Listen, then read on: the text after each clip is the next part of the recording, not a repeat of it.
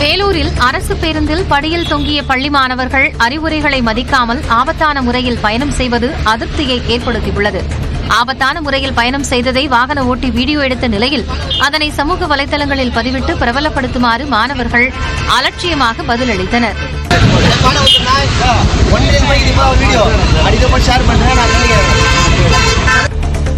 காஞ்சிபுரம் மாவட்டம் உத்தரமேரூர் அருகே முத்துமாரியம்மன் கோயிலில் உண்டியல் பூட்டை உடைத்து பணம் கொள்ளையடிக்கப்பட்டது குறித்து காவல்துறையினர் விசாரிக்கின்றனர்.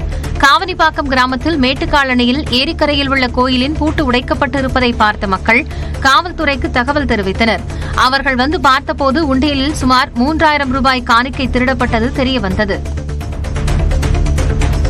பல்லடம் அருகே இருசக்கர வாகனத்தை கார் இடித்து தள்ளிய கோர விபத்தில் பெண் பரிதாபமாக உயிரிழந்தார். ஐயம்பாளையம் பிரிவில் சாலை தடுப்புகள் இருந்தும் வேகத்தை குறைக்காத கார் முன்னால் சென்ற 2 இருசக்கர வாகனங்களை இடித்து தள்ளியது. சாலை தடுப்புகள் சிதறிய நிலையில் கார் முன்பகுதியில் சிக்கிய சுப்புலட்சுமி என்பவர் படுகாயமடைந்து உயிரிழந்தார். விபத்தை ஏற்படுத்திய கார் ஓட்டுநர் சதீஷ்குமார் தப்பி ஓடிய நிலையில் காவல்துறையினர் அவரை கைது செய்தனர்.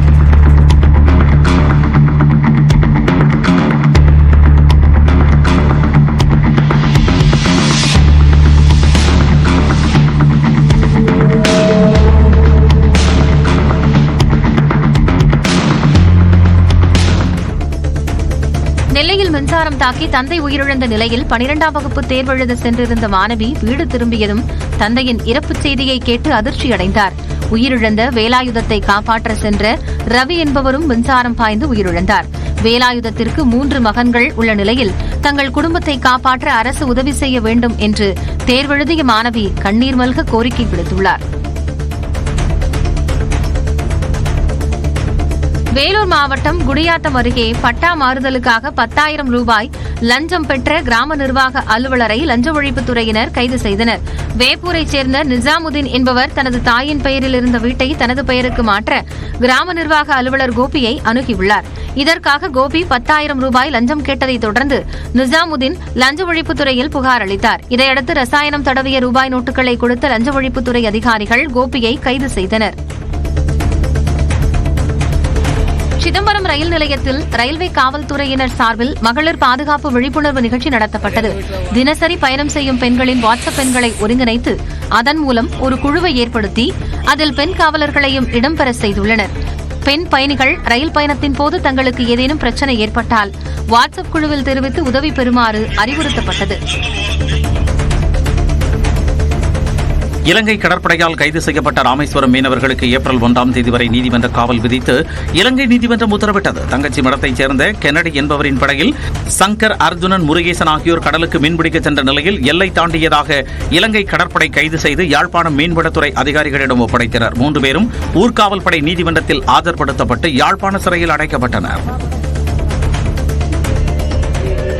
சேலம் மாவட்டம் செங்காட்டூர் பகுதியில் தந்தை உயிரிழந்த துக்கத்திலும் 12ஆம் வகுப்பு படிக்கும் மாணவர் தேர்வெழுத சென்றது நிகழ்ச்சியை ஏற்படுத்தியது. உடல்நலக் குறைவால் அவதியடைந்த கணேசன் காலை வேளையில் உயிரிழந்த நிலையில் தேர்வுக்கு புறப்பட்ட அவரது மகன் மணிகண்டன் தந்தையின் உடலை வணங்கிவிட்டு பள்ளிக்கு சென்றார். பின்னர் தேர்வு எழுதிவிட்டு தந்தையின் இறுதிச் சடங்கில் பங்கேற்றார். இத்தாலியில் உள்ள பெராரி கார் அருங்காட்சியகத்தை நடிகரும் கார் பந்தய வீரருமான அஜித் குமார் சுற்றி பார்த்தார். சினிமா படப்பிடிப்புகளுக்கு மத்தியில் தனது கார் பந்தய ஆர்வத்தையும் கைவிடாமல் போட்டிகளில் பங்கேற்று வருகிறார். இந்நிலையில் இத்தாலியின் மரனெல்லோவில் உள்ள பெராரி கார் அருங்காட்சியகத்திற்கு சென்று அங்குள்ள ஒவ்வொரு காரையும் பார்த்து ரசித்தார்.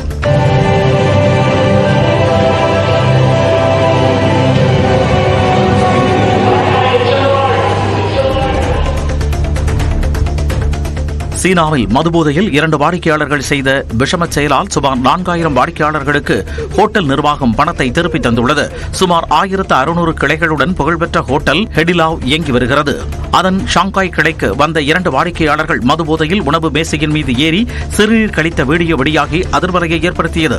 இதனால் மற்ற வாடிக்கையாளர்களிடம் மன்னிப்பு கேட்ட ஹோட்டல் நிர்வாகம் பிப்ரவரி 24 முதல் மார்ச் 8 வரை உணவு ஆர்டர் செய்த 4100 பேருக்கும் அவர்கள் கொடுத்த பணத்தை விட 10 மடங்கு அதிக பணத்தை நஷ்ட ஈடாக தருவதாக அறிவித்துள்ளது.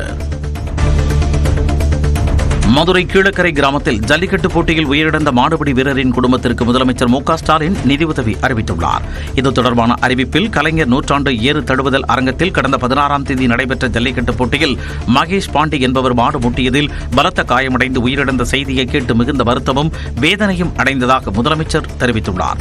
மேலும் மகேஷ் பாண்டியின் குடும்பத்தினருக்கு 3 லட்சம் ரூபாயை முதலமைச்சரின் பொது நிவாரண நிதியில் இருந்து வழங்கிடவும் உத்தரவிட்டுள்ளார். சிவகங்கை மாவட்டம் திருப்பாச்சேத்தியில் தற்கொலை செய்து கொண்ட மாணவனின் உடலை வாங்க மறுத்து உறவினர்கள் சாலை மறியலில் ஈடுபட்டனர். ஸ்டாலின் என்பவரின் 16 வயது மகன் அரசு பள்ளியில் 11ஆம் வகுப்பு படித்து வந்தார். பொதுத் தேர்வு நடைபெறும் சூழலில் அவர் வீட்டில் தற்கொலை செய்து கொண்டார். அதே பகுதியைச் சேர்ந்த மாற்று சமூகத்தைச் சேர்ந்த 4 பேர் மாணவரை மிரட்டியதாக குற்றம் சாட்டியுள்ள பெற்றோர் காவல்துறையினர் உரிய விசாரணை நடத்த வேண்டும் என்று வலியுறுத்தினர்.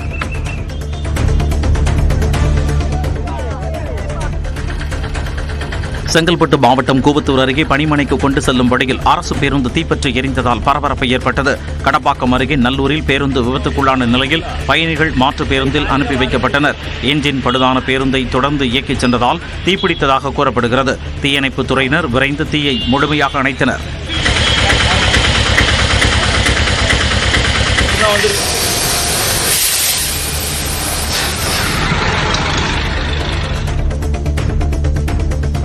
திருவண்ணாமலை கிரிவல பாதையில் கழிவுநீர் வெளியேறி தேங்கியதால் பொதுமக்கள் அதிருப்தி அடைந்தனர். சாலையின் கழிவுநீர் கால்வாயில் அடைப்பு ஏற்பட்டு கழிவுநீர் சாலையில் வடிந்தோடி ஆங்காங்கே தேங்கியது. இதனால் பாதசாரிகள் வாகன ஓட்டிகள் அவதியடைந்தனர். அடைப்புகளை நீக்கும் நடவடிக்கைகள் மட்டுமன்றி கழிவுநீர் கால்வாயை சீரமைக்க கோரி மாநகராட்சி நிர்வாகத்திற்கு பொதுமக்கள் வலியுறுத்தியுள்ளனர்.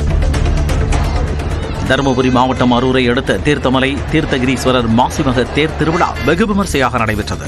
விநாயகர் அம்மன் தேர் வீதி விழாவைத் தொடர்ந்து ஈஸ்வரன் வடிவாம்பிகை தேர் ஊர்வலம் நடந்தது. பல்லாயிரக்கணக்கான பக்தர்கள் கலந்து கொண்டு தேரை வடம் பிடித்து இழுத்து சாமி தரிசனம் செய்தனர்.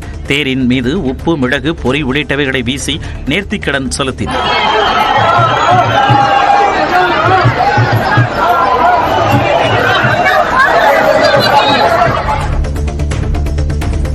ஈரோடு மாவட்டம் மொடச்சூர் சாலையில் 50 ஆண்டு பழமையான புளியமரம் திடீரென காய்ந்தது குறித்து நெடுஞ்சாலைத்துறையினர் ஆய்வு மேற்கொண்டனர். புளியங்காய் கொத்து கொத்தாக காய்த்த மரம் திடீரென பட்டுப்போனது குறித்து காரணத்தை அறிய மரத்தின் வேர் மற்றும் மண்ணை சேகரித்து பரிசோதனைக்காக அனுப்பி வைக்கப்பட்டுள்ளது.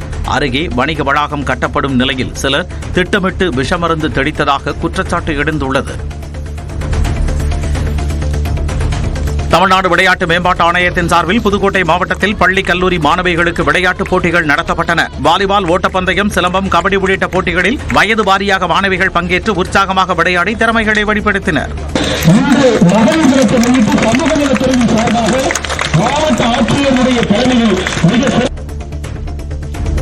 சேலம் மாவட்டம் தளவாய்ப்பட்டி கிராமத்தில் 10ஆம் வகுப்பு மாணவி தற்கொலை தொடர்பாக சந்தேகம் எழுந்துள்ளது. செல்வக்குமாரின் மகள் பெத்தநாயக்கன்பாளையம் அரசு பள்ளியில் 10ஆம் வகுப்பு படித்து வந்தார். பொதுத் தேர்வுக்கு தயாராகி வந்த மாணவி வழக்கம்போல் பள்ளிக்கு கிளம்பிய நிலையில் திடீரென அறைக்குள் சென்று தற்கொலை செய்து கொண்டதாக கூறப்படுகிறது. மாணவியின் தற்கொலை முடிவுக்கு தேர்வு அச்சம் காரணமா, குடும்ப சூழல் காரணமா அல்லது வேறு காரணமா என காவல்துறையினர் விசாரணை மேற்கொண்டுள்ளனர். புதுச்சேரியில் பல்வேறு கோரிக்கைகளை வலியுறுத்தி CITU தொழிலாளர்கள் ஆட்டோக்களுடன் ஊர்வலம் மேற்கொண்டனர்.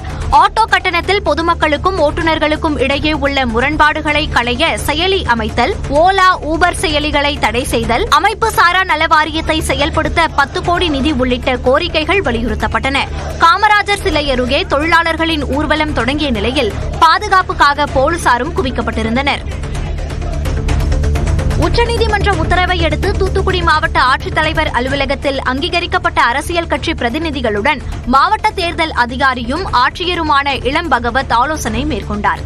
வாக்காளர் பட்டியலில் உள்ள குளறுபடிகள் மற்றும் வாக்குச்சாவடிகள் குறித்து முறையாக ஆய்வு செய்து நடவடிக்கை எடுக்க உச்சநீதிமன்றம் உத்தரவு பிறப்பித்திருந்தது. இந்த நிலையில்தான் இந்த ஆலோசனைக் கூட்டம் நடைபெற்றது.